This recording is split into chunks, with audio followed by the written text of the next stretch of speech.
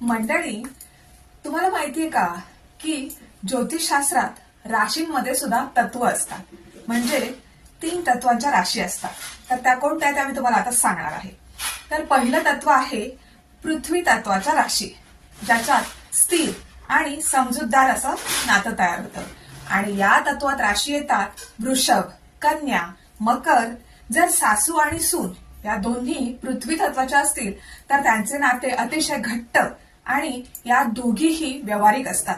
त्यांना घराची नीटनेटकी मांडणी आवडते आणि त्या शिस्तीला महत्व देतात.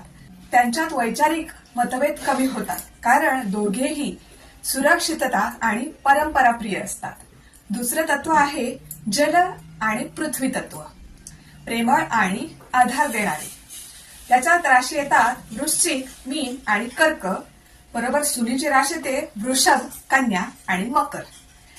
जलराशीची सून किंवा सासू खूप हळवी आणि प्रेमळ असते, तर पृथ्वी राशीची सून किंवा सासू तिला आधार देणारी आहे. हे नाते भावनिक दृष्ट्या खूप समृद्ध असतं. तिसरे आणि शेवटचं तत्व आहे अग्नी आणि वायू तत्व, उत्साही आणि मोकळे नाते. त्याच्यात राशी येतात सासूची रास मेष, सिंह आणि धनु.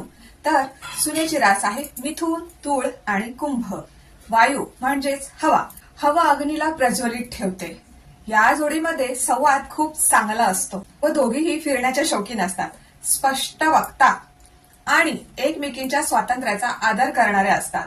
यांच्यात मैत्रिणीसारखं नातं असू शकतं. तर ही तत्व तुम्हाला आधी माहिती होती का? माहिती झाल्यास तुम्हाला ही माहिती कशी वाटली? आणि जर तुम्ही पुढे लग्नाचं आपल्या मुलांच्या किंवा आपल्या स्वतःच्या म्हणजे विवाह इच्छुक ज्या तरुणी असतील त्या जर करू इच्छित असतील तर अशा या राशीच्या सासू बघा. म्हणजे तुमचं सगळं नवऱ्याबरोबर पटेलच, पण सासू बरोबरही छान पटेल आणि तुमचा संसार सुखाचा होईल. धन्यवाद.